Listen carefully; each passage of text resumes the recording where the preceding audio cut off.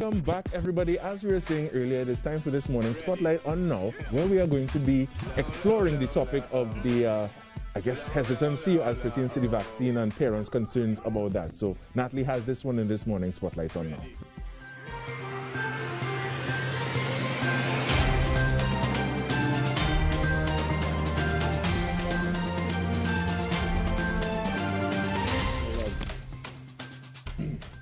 All right, it is 19 minutes after the hour of 6 o'clock. It's the Now Morning Show. It's TTT. I am Natalie Legore, and great morning to each and every one of you.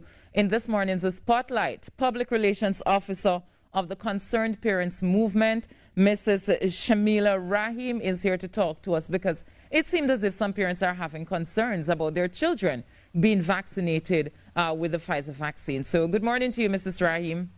Good morning, Ms. Legore. Thank you very much for having us. Thank you so much for being with us here on the program. Let us just start with what are the concerns that the Concerned Parents Movement are having with the vaccination of students? Well, there are several concerns. One, the fact that the vaccine is very, very taboo right now in terms of children being administered.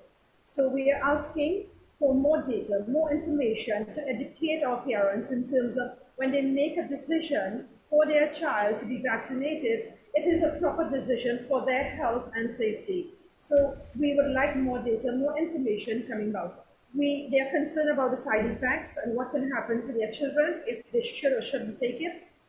School-related issues in terms of if they would be allowed to go to school with or without a vaccine. So those are the issues and concerns we have from parents coming forward. All right, so more data. You said that the vaccine is taboo. What do you mean by the vaccine is taboo? I think I've been paying attention to some of that data, and I haven't seen where the Pfizer vaccine is taboo. As a matter of fact, it has been approved by the WHO to be vaccinated in children 12 years and over. Okay, so the WHO, yes, but the FDA has not fully approved the vaccine for our children.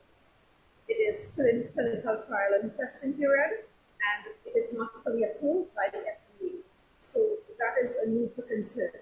So let me ask you this then, Mrs. Rahim. If the FDA had approved and not the WHO, would you have felt more comfortable with the movement? Have felt more comfortable with the vaccines? Yeah, that question. It's raining heavily by me, Natalie, and you might want to speak up a bit. Well, I think you're in Central then, because I had a lot of that rain this morning as well. So I hope you stay dry and safe. It's black outside. Yes, I would imagine. So I really had a good bit of it this morning myself coming up the road. But I'm saying that I know you're saying that the FDA has not made certain approvals. But what I'm saying is that we are in the midst of a pandemic, right? And so therefore we've been looking to the World Health Organization for guidance. When it comes on to vaccines, its usages, that kind of thing. So I'm asking, if it had been reversed and the FDA had approved it, but it didn't have WHO approval, would this have been acceptable to the concerned parents movement? Once it has reached the requirements of its safety and authenticity, then we'll look at it and see that, okay, so they've weighed the pros and cons, they've reviewed the side effects of it, and it is fairly safe for the children. So we will be more comfortable with that. I definitely hear you on that. But let me play devil's advocate here, Mrs. Rahim. No, I hear you, and I know that parents will definitely have concerns. If I was a parent and I have a child, then definitely I would want to know that the well-being of my child comes first. So I understand the concern of parents. But are we then suggesting that what the WHO has approved and what everybody else has been using, that the WHO approval is insufficient for the safety of our children? Okay, so the rain is so loud. Yes, so let I us hear take it from this way, right? Does the vaccine build immunity? One, no, it does not, right? We have heard many a times from the health minister that our children's immune system is fairly healthy and can withstand the COVID virus and survive, right? So why not capitalize on building immunity, natural immunity for our children?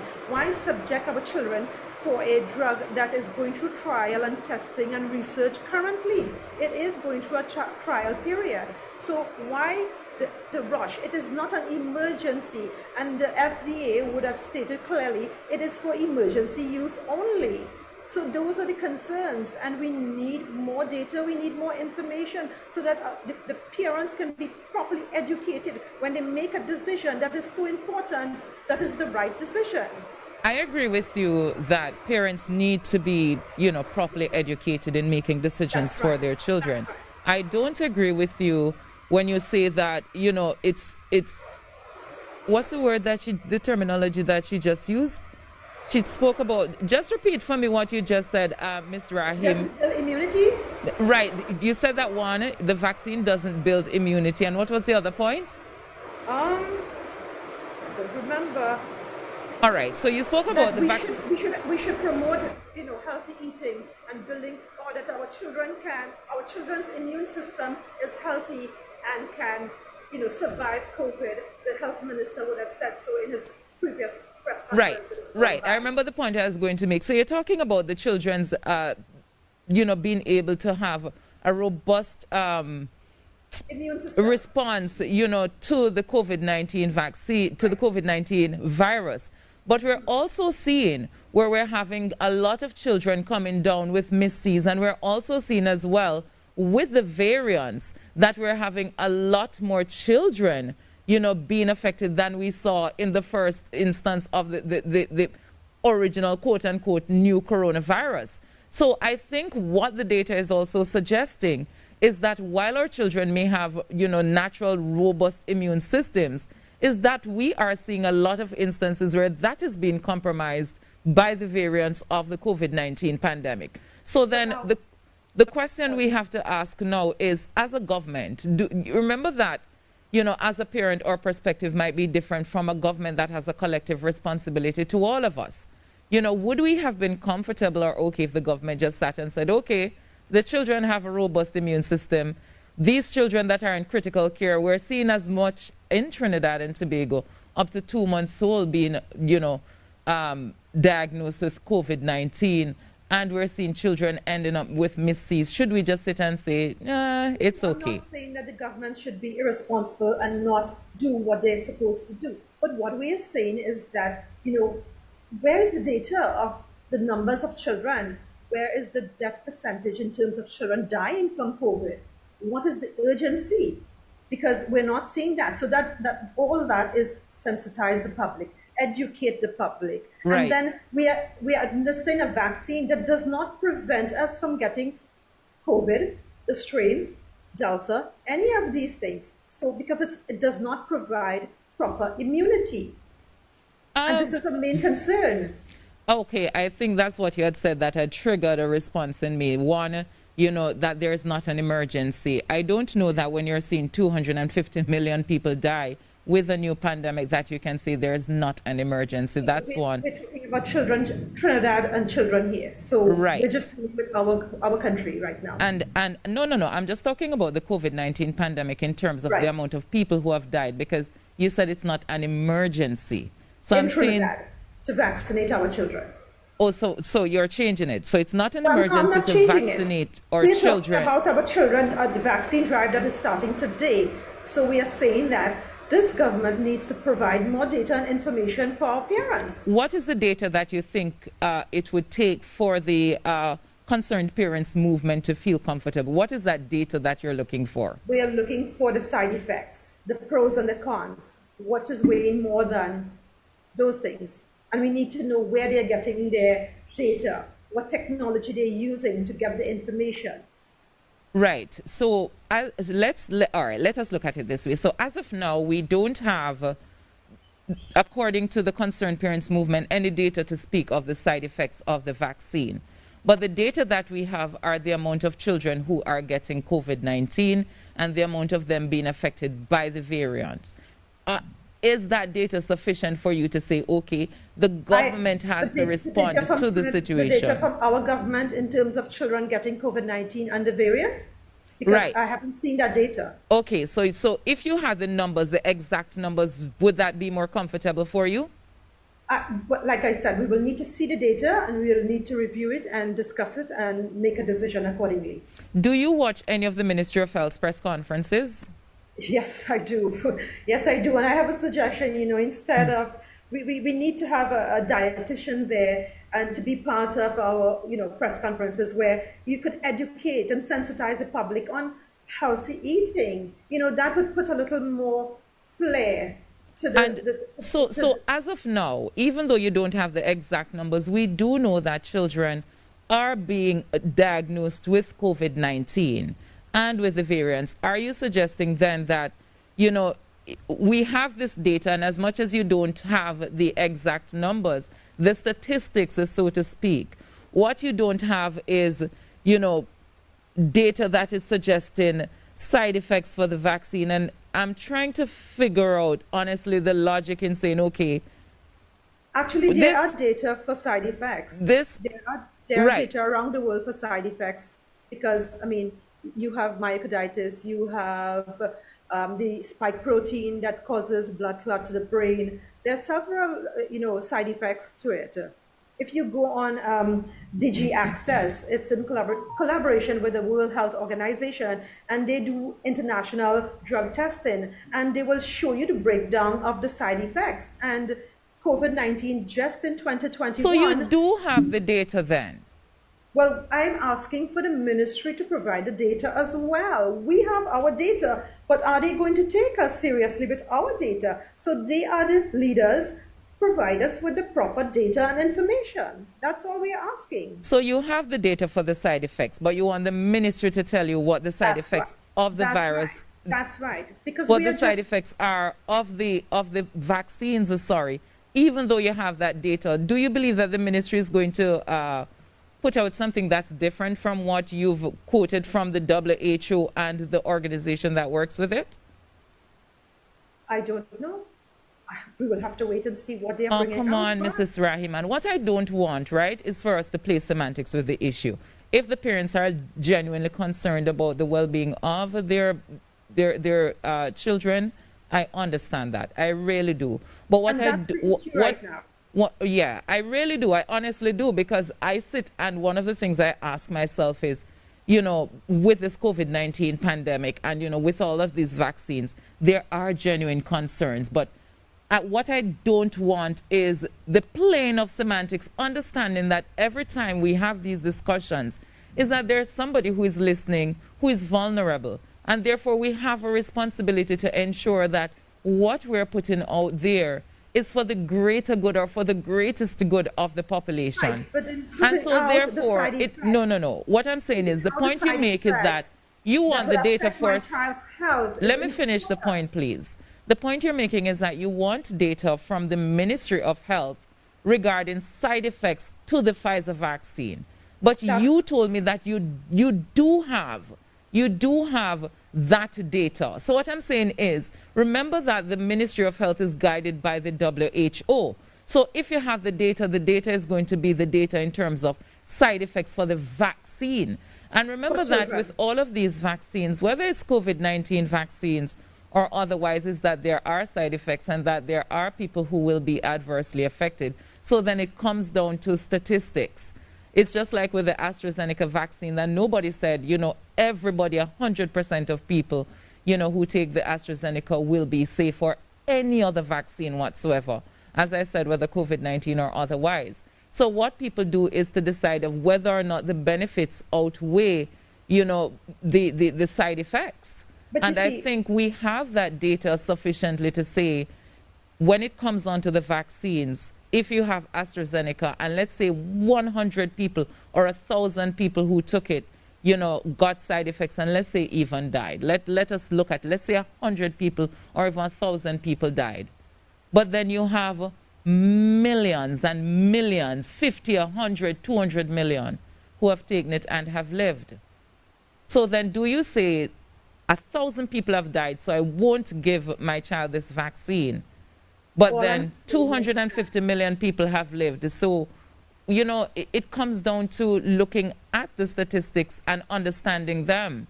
Miss Natalie, what I'm saying is that this drug is still under trial and testing period and research. Other vaccines gone by over 10 years in the market of research testing. It's inaccurate to say that they're under trial, though.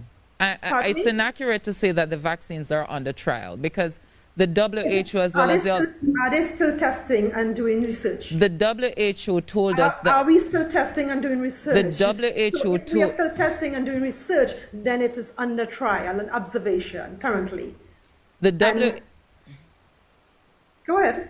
Sorry. The WHO told us that what they did, as of course, because there was an emergency and because we saw... Okay, that I need to understand. What is the emergency in Trinidad? What is the emergency? What is the data telling us that X amount of children are being hospitalized right now? Tell me. I need to see that from the ministry. All right, so then I think you should watch your press conferences again. If my memory serves me correctly, I think over the months, every single time at those press conferences, whenever we had children who are hospitalized with COVID, they'd give us, of course, because of the confidentiality, there's certain information that they'd put out and there would be information that they withhold. So over the months, the Ministry of Health has always told us, okay, we have X amount of children with Miss C's, we have X, this is the youngest child that was diagnosed with COVID-19, and especially with the variants, we are seeing more children get affected. But I understand the concerns. Let me ask you this then. If we don't have the vaccines, right, and let's say the government takes the decision not to vaccinate the children to go back out to school, as a parent, would you be comfortable sending your child back out to school in that environment with an unvaccinated population, given what we know with the COVID-19 pandemic? Okay, first we need to understand a vaccine or not vaccinated does not prevent you from contracting COVID-19. So in terms of my child being protected by a vaccinated child, no, but that's not what I asked you, though. I will be comfortable once it is safe for my child to go out to school, vaccinated or not vaccinated. Right, but that's not what I asked you. I took the vaccines out of the mix and I just asked you, knowing what we know about the COVID-19 pandemic, with the statistics here in Trinidad and Tobago, with 40,000 people tested positive, with over, what's the death toll, about 60, is how much? It's about 1,600 people have died thus far? A little under 1,600 people have died thus far, right? And I'm asking you, knowing what we know about the COVID-19 pandemic, because I think the point you keep missing, Mrs. Rahim, is that even if your child is safe, you might not be safe, or your mother might not be safe, because that's one of the first things. We're all not safe right now. Anybody can get But then how do you say we don't have an emergency? If you recognize that we are in a pandemic, and that with the pandemic is that even if I can mount the resistance to the virus, is that the person next to me might not be able to do it. How do I get up and say, okay, I am not going to do anything until what? But we are taking something that does not give us immunity. It does not give us immunity. It does not protect us from getting the virus. So we are all compromised in terms of getting... You can't say the vaccine does not give you immunity. One of the first things that they... Let's deal with immunity, because one of the first things, we are out of time, Mrs. Rahim. Immunity all the time. If I'm immune to something, it means that I cannot get it. We are out of time. I think you and I might have to disagree about how... We went way over. How the immune system works. But the reality is that, will you be able... They told you that the vaccines are kind of different. One of them has a spike protein, so you mount a response to that, because your body should be able to recognize it and say, okay, this looks familiar, let me fight it off, right? And then the other one is a deactivated virus, so you can say, okay, this looks familiar, let me fight it off. That's how your immune system works. How dangerous the spike protein That's how your immune system works. It doesn't mean that you cannot transmit something. Transmission is different from mounting a response. And we have to stop acting as if somehow my ability to catch something doesn't mean I cannot ward it off or fight it off. Two different things completely. Yeah? Yes. Right. Yes. So then you can't say that with the vaccine you won't mount a response. That too is inaccurate. But the vaccine does nothing for us right now, unless you have comorbidities. You have to. I think you should have that discussion with the families of this 1,500 people who would have died. I don't think they feel that way at all. Where is the data for the children that has died? All right. So in other words, do we wait until they die, then we say, okay, let us do something? No. Or, no, well, that's what the of course government is not. doing, trying to protect them. But by how? Giving them an experimental drug?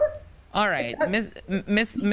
Mrs. Rahim, I do have to leave it there, but I want to thank you so much for speaking with us this morning. No problem. Thank you so much. We do have to go, but I don't agree with the position. While I understand the concerns, is that you're talking about experimental drugs that so many millions, if not billions of people have taken and have been okay. Billions. You know, billions. So I don't know that that's an argument to say, okay, just sit back, do nothing, and then when a child dies, they're the same people who would complain as the children are dying. All right, we take a break, and when we come back, a lot more coming up in the program, so stay right here with us. And let them sunglasses hide your face.